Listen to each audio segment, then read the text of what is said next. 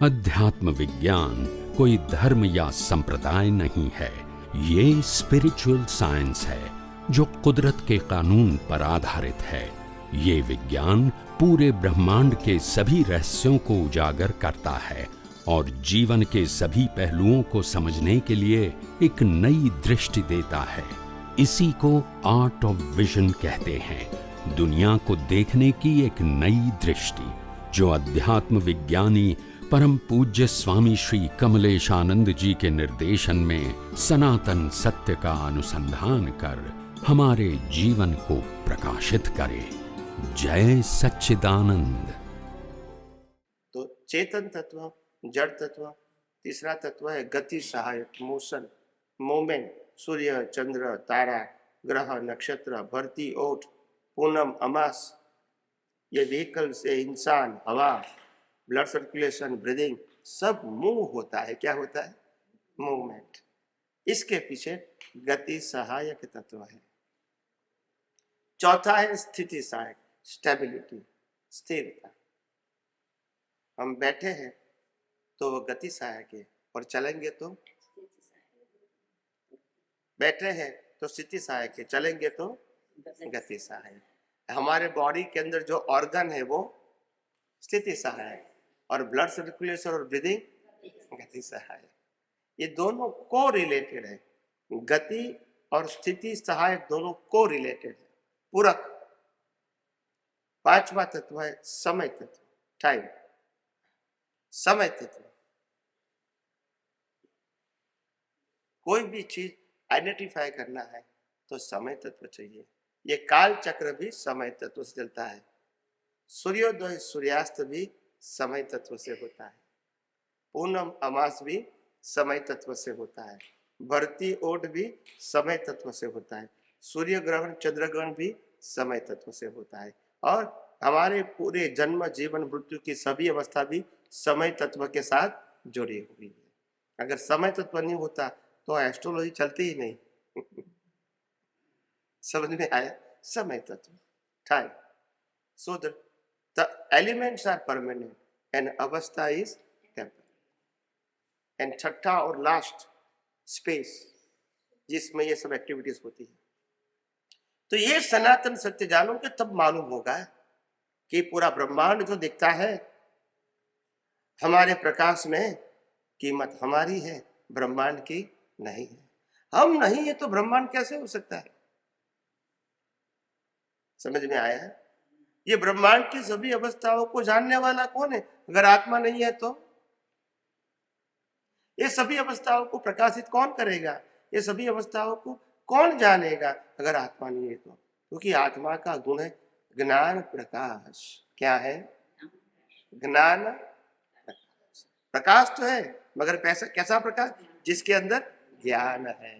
ये भी प्रकाश है, इसमें ज्ञान। और इसीलिए केवल ज्ञान जब खुला हो जाता है तो पूरा ब्रह्मांड निरावरण हो जाता है, खुला हो जाता है। सब कुछ आप देख सकते हैं, जान सकते हैं, और एक्सप्लेन भी मुंह से कर सकते हैं।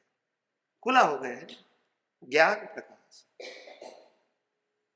आत्मा के ज्ञान प्रकाश में खुला होता है, और जो प्रकाश में दिखता है प्रकृति को, फिर वो प्रकृति एक्सप्लेन करती है। मगर बिना ज्ञान प्रकाश ये ब्रह्मांड और ये दुनिया की कोई भी अवस्था समझ में नहीं आएगी। अज्ञान भी, क्योंकि आत्मा है इसीलिए अज्ञान है, नहीं तो अज्ञान भी नहीं हो सकता है। अज्ञान भी ज्ञान ही है, अज्ञान भी ज्ञान है, ज्ञान भी ज्ञान है, और विज्ञान भी ज्ञान है। मगर विज्ञान सनातन सत्य के ऊपर आधारित है, कुदरती कानून के ऊपर आधारित है, और ज्ञान और अज्ञान दोनों रिलेटिव सत्य है। रिलेटिव ज्ञान है व्यू पॉइंट। अगर मैं भगवान को मानता हूं तो वो ज्ञान है, नहीं मानू तो अज्ञान है।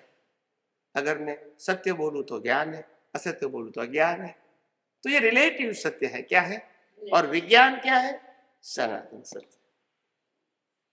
ज्ञान अज्ञान संसार में अच्छी तरह जीवन जीने का साधन है। ज्ञान और अज्ञान को समझना ये संसार में मनुष्य के भाव में अच्छी तरह जीवन जीने का साधन है और विज्ञान जन्म मरण से मुक्ति पाने का साधन। दोनों अपनी जगह पे सही है। समझ में आया? गोल आपका क्या है, उसके ऊपर आप उसके आधार से आपको फॉलो करना है। अगर आपको नया बर्थ चाहिए, अच्छा नया बर्थ चाहिए, गोल आपका ये है, तो फिर धर्म को फॉलो करो, पुण्य करो, पाप नहीं करो, और पाप हो जाए तो प्रायश्चित करो, ताकि आपको नेक्स्ट बर्थ में पुण्य वाला अच्छा ही जीवन मिले। अगर आपको मुक्ति पाना है, यानी आत्मा की अनुभूति करना है, सनातन सुख की प्राप्ति करना है, तो अज्ञान को ही मिटा दो। जिससे पाप पुण्य बनते हैं, जिससे जन्म मरण बनते हैं, वो अज्ञान को ही मिटा दो, तो फिर पाप भी नहीं बनेगा, पुण्य भी नहीं बनेगा। समझ में आया? हमने बीच में कहा था कि कर्म कैसे बनते हैं, कर्म भाव से बनते हैं। मैं ये कर्म बनने की प्रक्रिया को विस्तार से समझाता हूँ। कर्म की भुगतान कैसी होती है वो तो दिखती है, मन वचन काया से कर्मों की भुगतान होती है। वो फिजिकल भी है एंड विजिबल है, विजिबल एंड फिजिबल है, ओके। मगर कर्म बांधने की प्रक्रिया विजिबल एंड फिजिबल नहीं है, वो आपके ज्ञान दर्शन के ऊपर आधारित है। वो बाहर दिखती है, आप कौन सा कर्म बांधते हैं फॉर नेक्स्ट बर्थ, वो बाहर दिखता है नहीं है, इनविजिबल। जब रिजल्ट आएगा फिर विजिबल है। कर्म बांधने की प्रक्रिया बताता हूं आप सबको। कर्म भाव से बनते हैं और भाव वर्तमान ज्ञान दर्शन के आधारित है, ज्ञान दर्शन के ऊपर आधारित है। आपका ज्ञान दर्शन क्या है? उसमें दो बातें। एक ज्ञान दर्शन आपके पास सत्ता में है, यू हैव इट, इसका आप यूज कर सकते हैं, यूज करोगे वो जरूरी नहीं है। तो कर्म कैसे बनेगा? जो ज्ञान दर्शन का जिस समय यूज करोगे उसके मुताबिक। आपके पास क्या स्टॉक है उसके मुताबिक नहीं। तो लोग समझते हमारे पास ज्ञान है, दर्शन है, इससे कोई मतलब नहीं है। मतलब है कितना कि आपके पास है, that is a plus point. मगर इंपॉर्टेंट बात है आप कितना यूज करते हैं, इसका बेनिफिट मिलेगा। एक मिनट, जैसे हम स्कूल में और कॉलेज में पढ़ाई करते हैं और टीचर हमको हर प्रकार की शिक्षा देते हैं, हर विद्यार्थियों को देते हैं, एक एक प्रकार के चैप्टर आपको पढ़ाते हैं, आप अपनी लेवल से समझते भी हैं और तो परीक्षा के लिए वो तैयारी भी करते हैं। तो आपको तो सभी चैप्टर वैसे तो आपको आता है, टीचर ने भी पढ़ाया है और आपने घर पे भी पढ़े हैं एग्जाम की प्रिपरेशन के समय। मगर मार्क इसका मिलेगा जो आप लिखोगे, बोलते नहीं है। मार्क किसका मिलेगा? आपके दिमाग में कितना ज्ञान है, इतना मार्क। और इसीलिए कर्म इससे बनेगा, आपके पास जो ज्ञान था उसमें कौन से ज्ञान का यूज किया, उसी से कर्म बनेगा। आपके स्टॉक के मुताबिक जो स्टॉक है वो यहां ही रहेगा, जो यूज किया है वही आपको कर्म में भी काम में आएगा और वो प्रैक्टिकल बनेगा, वो डेवलपमेंट के फॉर्म में साथ में आएगा। मैंने सत्संग में बार बार कहा है, knowledge is never carry forward in a next birth, only the experience साथ में आएगा। एक्सपीरियंस दो प्रकार का, यूज करते हैं वो भी एक्सपीरियंस है और जो डाइजेस्ट किया है वो भी एक्सपीरियंस है। सिर्फ जाना है नॉलेज के रूप में वो एक्सपीरियंस। डाइजेस्ट का मतलब आपने उसके ऊपर मनोमंथन किया है और ऐसा मनोमंथन किया है, यूज एनी टाइम, तो वो डाइजेस्टेबल चीज है। आपकी प्रोसेस से आपने इसको सरल बनाया है, वो साथ में आएगा डेवलपमेंट के रूप में। और जो यूज किया है वो कर्म के साथ आएगा। तो कर्म भाव से बनते हैं और भाव ज्ञान और दर्शन के उपयोग से बनते हैं। और ज्ञान दर्शन से जो भाव होता है वो भाव बनने की प्रक्रिया में मन, बुद्धि, चित्त, अहंकार बीच में आता है, प्रोसेस। इसका एक नाम है अंतस्करण और दूसरा नाम पब्लिक में होता है माइंड। मगर माइंड के 4 फेसेस है, मन, बुद्धि, चित्त और अहंकार।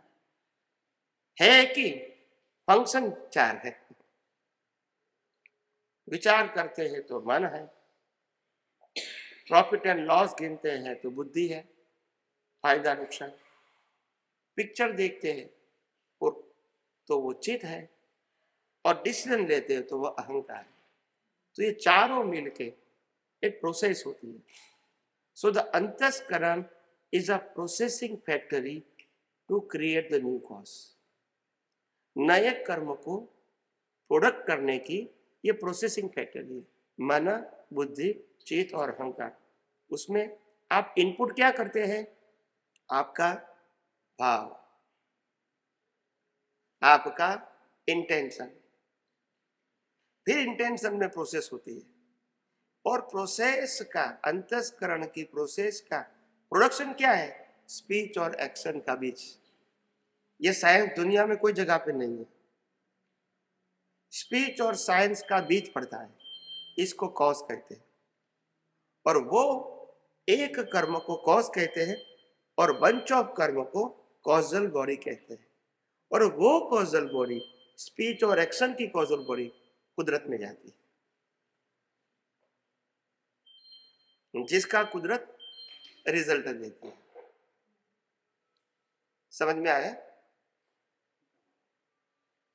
तो आज के जो आईटी प्रोफेशनल है या आईटी का थोड़ा भी ज्ञान है, इसको मालूम होता है कि क्लाउड, तो ये नेचुरल क्लाउड है। हमारे सभी व्यक्तियों का जो कर्म है वो नेचुरल क्लाउड में स्टोरेज होता है, नेचुरल क्लाउड। और उनके पास इनफाइनाइट स्पेस है। क्या है?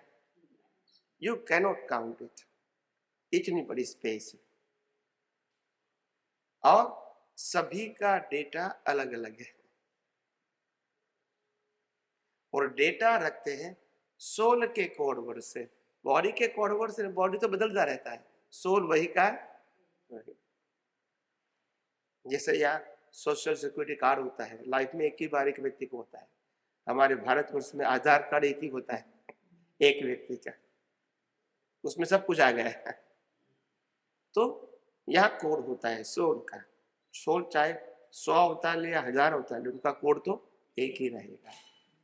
और उसके सभी कर्म नेचुरल क्लाउड में स्टोरेज होता है, और वो स्टोरेज हुआ कर्म नेचर ही has to the law of nature result देता है। और रिजल्ट के लिए वो 2 चीज देता है। कॉजल बॉडी के मुताबिक फिजिकल बॉडी देता है, और फिजिकल बॉडी में जीवन जीने का संजोग भी देता है। जन्म के साथ माँ बाप देना, भाई बहन देना, रहने का घर देना, धर्म देना, ये भी कुदरत रिजल्ट के फॉर्म में देती है। और जन्म से मौत तक सभी प्रकार के संजोग भी कौन देते हैं? कुदरत, हैज पर योर कॉज। हम जब एग्जाम देते स्कूल और कॉलेज में, एग्जाम देते, आंसर पेपर किसके पास होता है? आंसर पेपर किसके पास होता है at the end of exam? Teacher के पास। क्यों? क्योंकि वही तो रिजल्ट देंगे। मगर आंसर पेपर तो उनके पास ही रहेंगे, आपको मार्क्स ही मिलेगा, बोलते नहीं है। यस और नो? ऐसे डाटा कुदरत के पास ही रहता है। They give the only result. Nature is like a teacher. अगर यहां से आपका कॉजल बॉडी का डाटा वहां गया तो डेटा सदा, ये बॉडी का अंत हो जाएगा तो भी डाटा तो रहेगा, मगर वो एक बार रिजल्ट देने के बाद इनएक्टिव मोड हो जाता है। क्या हो जाता है? फिर उसका रिजल्ट दोबारा नहीं आता। और जो व्यक्ति के पास विशिष्ट शक्ति होती है वो अपने 50-100 साल भी डिकोड करके देख सकते हैं, क्योंकि डाटा तो है। आपको डिकोड करने की प्रक्रिया आनी चाहिए। हम भी यहाँ क्लाउड में डाटा डाउनलोड करते हैं, फिर पासवर्ड देते हैं, अगर वो पासवर्ड भूल गए तो सेम यहाँ है, हम पासवर्ड भूल जाते हैं, तो डाटा नहीं मिलता है, मगर जिसके पास कोई विशिष्ट प्रकार का ज्ञान होता है तो वो डिकोड करके अपने पिछले भाव देख सकते हैं। तो ये साइंस है, ये कोई धर्म नहीं है, ये कोई पाप पुण्य नहीं है, ये कोई संप्रदाय नहीं है, ये कोई गुरु भगवान या क्रियाकांड की बात नहीं है। The whole world is the science. मगर हमने कभी इस प्रकार से सोचा ही नहीं, पाप पुण्य प्रायश्चित से बाहर ही नहीं निकले, धर्म के फॉर्मेट में से बाहर ही नहीं निकले। मैंने बार बार कहा धर्म इज अ फॉर्मेट। धर्म क्या है? फॉर्मेट है। हर धर्म में एक ही सिस्टम होती है, एक भगवान का टाइटल, एक गुरु का टाइटल, एक मंदिर का टाइटल, एक मंत्र का टाइटल, एक शास्त्र का टाइटल, रिचुअल्स का टाइटल, संस्था का टाइटल, वर्तमान गुरु शिष्य और वर्गोड़ा। यही होता है ना सभी धर्मों में, यही तो फॉर्मेट है। वो तो सब धर्म में है, ये कोई नई बात थोड़ी है। ये क्या विज्ञान है? ये क्या मुक्ति का मार्ग है? नहीं, ये तो सीढ़ी है। क्या है? सीढ़ी है। ये डेस्टिनेशन, ये सीढ़ी को क्रॉस करोगे तब समझ में आएगा real path of your destination. तो धर्म से ऊपर जाओगे तब पीएचडी आएगा। Now you know only the science. अभी आपको ये फॉर्मेट की जरूरत नहीं है। अगर शरीर करे या ना करे, उसको कुदरती रचना आ भी जाएगा, क्योंकि आप पास हो गए। अब ये फॉर्मेलिटी रहेगी कर्म के फल स्वरूप, मगर पुरुषार्थ के फॉर्म में नहीं रहेगा। पहले इसको आप पुरुषार्थ मानते थे फॉर्मेट को, अभी फॉर्मेलिटी हो गई, उदय कर्म। समझ में आया? तो ये कर्म बांधने की प्रक्रिया है। कर्म बंध कैसे होता है, इसका ये साइंस है। तो आध्यात्म मार्ग में हर चीज में साइंटिफिक एक्सप्लेनेशन है, रैंडम नहीं। और यहाँ कोई श्रद्धा की बात नहीं है, यहाँ कोई व्यक्ति विशेष की बात नहीं है, यहाँ सनातन सत्य की बात है, जो था, है और रहेगा। ज्ञान ने दर्शन નો एग्जांपल સાથે સમજાવો। हाँ, ज्ञान और दर्शन में डिफरेंस क्या है? ज्ञान इज अ एग्जिस्टेंस और दर्शन जिनकी हाजिरी में सब कुछ हो रहा है वो दर्शन है। अगर सिर्फ ये तो आध्यात्म की डेफिनेशन है, मगर मैं आपको सिंपल भाषा में समझाऊं ताकि आप समझ सकें। जैसे हम आम का पेड़ देखते हैं, पेड़ देखते हैं उसमें आम भी देखते हैं, तो आम देखना वो दृश्य है और दृश्य को आम समझना वो ज्ञान है। समझ में आया? अगर यहाँ फैन है, फैन चलता है ऊपर, तो 2 साल के बच्चे भी उसको देख सकते हैं और 20 साल के बच्चे भी उसको देख सकते हैं ना। मगर 2 साल के बच्चे को पंखा तो दिखेगा, मगर ये पंखा है वो ज्ञान, और 20 साल के बच्चे को पंखा भी दिखेगा और ये पंखा है वो ज्ञान भी। भाई आपको समझ में आया? जो दिखता है उसका टाइटल वो ज्ञान है। तो ये लौकिक बात है। और आध्यात्म के अंदर ज्ञान और दर्शन का मतलब, आत्मा वो ज्ञान है और आत्मा की हाजिरी में ब्रह्मांड दिखता है वो दर्शन है। समझ में आया? आत्मा वो क्या है?